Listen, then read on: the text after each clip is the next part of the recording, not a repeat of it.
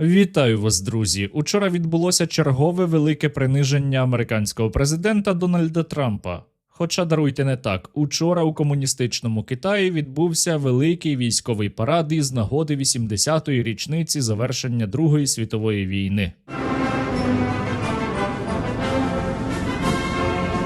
Як ви могли помітити, на ньому були ті самі представники вісі зла. Трампу парад чомусь не сподобався. Будь ласка, передайте мої найтепліші вітання Владіміру Путіну та Кім Чен Іну, поки ви змовляєтеся проти Сполучених Штатів Америки. Комуністичний Китай, Північна Корея, Іран та так звана Росія змовляються проти Сполучених Штатів? Та не може такого бути. Росіяни кажуть, що це неправда. Я хочу сказать, что никакие заговоры никто не устраивал, никто ничего не плел, никаких заговоров. Более того, в мысли даже этого ни у кого не было. Ніякої змови проти Сполучених Штатів Америки немає, так само, як так звана Росія ні на кого ніколи не нападала. В России не было никогда, нет и не будет никакого желания ни на кого нападать. До речі, учора розкрилася загадка Віктора Януковича, якого росіяни дістали невідомо з якого місця напередодні. Владімір Путін у Пекіні заявив, що так звана Росія виступає не проти вступу України до Європейського Союзу, але проти вступу до НАТО. Что касается членства Украины в ЕС, мы никогда против этого не возражали. Вот, что касается НАТО, это другой вопрос. І от оця заява була учора, Янукович виступив позавчора, хоча його заяву мали дати вочевидь після слів Владіміра Путіна. Просто російські пропагандисти усе переплутали. Ось і вся загадка. Да, Владимир Владимирович совершенно прав. Действительно, я целенаправленно работал по сближению Украины с Европейским Союзом. Но я был всегда категорическим и убежденным противником вступления Украины в НАТО. Ну і ще, ви не повірите, але американський президент знову розчарувався у Владімірі Путіні, тому що Росія продовжує атакувати Україну. Цієї ночі знову була масована комбінована атака. Постраждала Чернігівщина, Франківщина, Кіровоградщина та не тільки. Але є і маленька позитивна новина. Цієї ночі знову були збиття російських шахедів за допомогою тих перехоплювачів, на які видавали свої кошти. Поступово проєкт «Шахедорі» змасштабується, є усе більше збиттів, більше ніж 300 за весь час роботи даної програми, і це прекрасний привід закинути знову на русоріз. Если анализировать тенденции и ситуацию, которая сейчас складывается, мы ожидаем русорез. Не змушуйте росіян даремно чекати на свою смерть. Усі реквізити є, як завжди, в описі до цього відео. Ваші 2 гривні стануть у нагоді.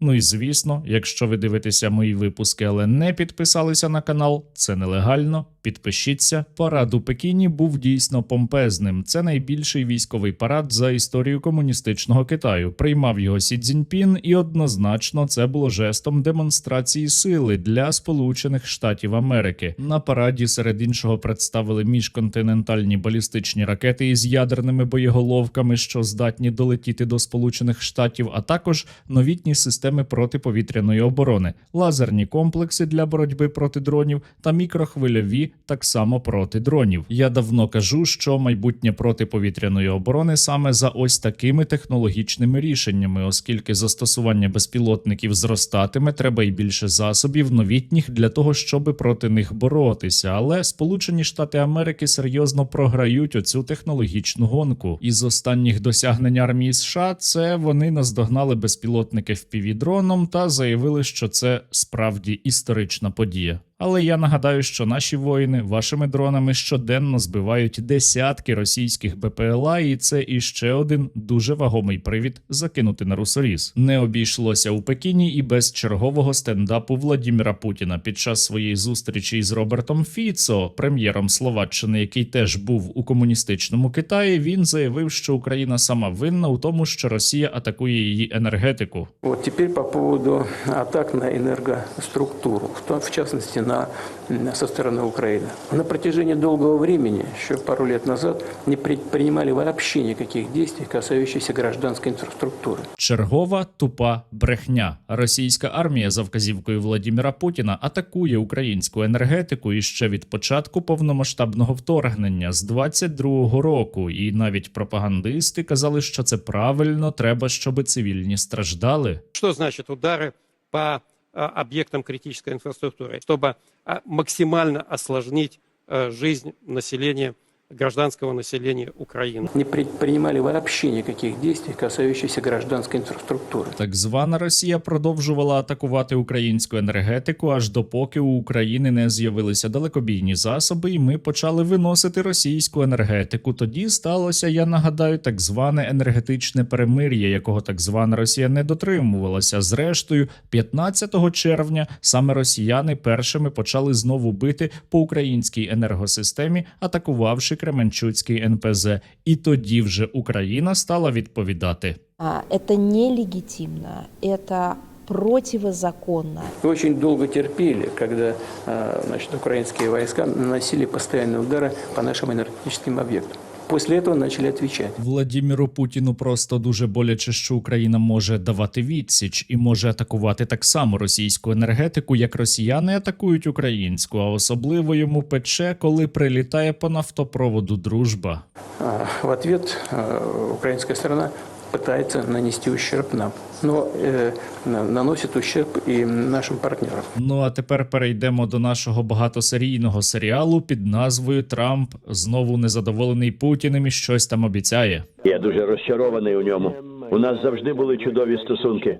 Я дуже розчарований. І ми будемо робити щось, щоб допомогти людям жити. Це не про Україну. Це про те, щоб допомогти людям жити. Ого, яка неочікувана і дуже свіжа заява з боку американського президента. Ми такого ніколи раніше не чули. Насправді Трамп просто не знає, що йому робити, як йому бути, тому що, щоб зупинити війну, треба змусити або Україну капітулювати, або так звану Росію. Змусити Україну він не може, практика вже показала, що це не має жодного сенсу, а змусити так звану Росію капітулювати він не хоче, тому що він не запроваджує жодних заходів проти так званої Росії, та і у такому випадку треба було би постачати Україні значно більше озброєнь, а він, я маю підкреслити, не хоче цього робити. Тому усе, що робить Трамп, зводиться просто до, знову ж таки, затягування часу та пустих, беззмістовних заяв по колу. А в мене насправді була дуже хороша зустріч з президентом Путіним кілька тижнів тому.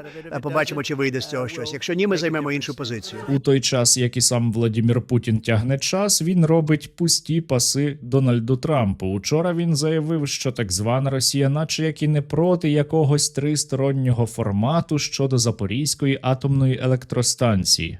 На Запорожской станции, если сложатся благоприятные обстоятельства, мы обсуждали это с американскими нашими коллегами, мы можем даже втроем на Запорожской атомной станции поработать, но это как бы Словакии не касается. Декілька місяців тому Сергій Лавров, міністр закордонних справ так званої Росії, казав, що такий варіант неможливий, ніхто такого не пропонував, і так звана Росія навіть не буде це розглядати. Мы никогда не получали такого предложения, а если бы мы получили, то мы бы объяснили, что Запорожская АЭС эксплуатируется Российской Федерацией, госкорпорацией «Росатом». АЭС находится в очень надежных руках. Так что ваш ответ нет. Я не думаю, что можна представити собі якісь переміни. Але нова заява Владіміра Путіна не означає, що він готовий іти бодай на якісь поступки. Він просто створює ілюзію оцієї готовності, щоби Трамп міг сказати, що дивіться, ну от уже є серйозний прогрес, буде велика угода, велична, і заради цього можна провести іще 10-20 років нових консультацій. Сейчас запланирован очередной раунд межмедовских консультаций.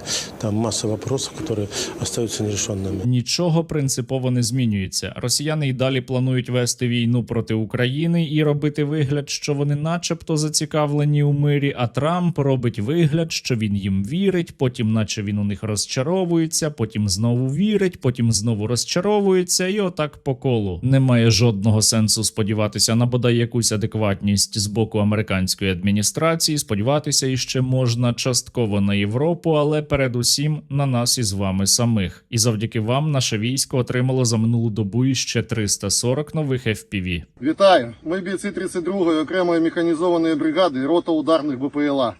Дякуємо спільноті Стерненко за надані нам дрони, які приближають нашу перемогу. Слава Україні! Героям слава! Бажаємо здоров'я. Я Трон. І поруч мої побратими. Хотіли би висловити величезну подяку спільноті Стерненка за отримані FPV-дрони.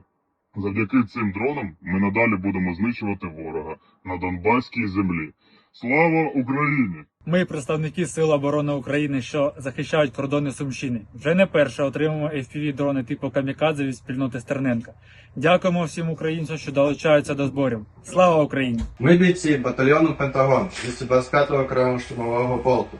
Дякуємо спільноті Стерненка і особисто Сергію Стерненка за надання дронів Blackbird для виконання бойових задач. Слава Україні! Героям слава, друзі! Поки маразматичні діди розповідають одне одному казочки, у реальності російська армія продовжує наступати, зокрема, на нашому східному фронті. І наші воїни потребують великої допомоги. Дронів треба надзвичайно більше, тож я прошу вас, продовжуйте і далі підтримувати Сили безпеки та оборони України.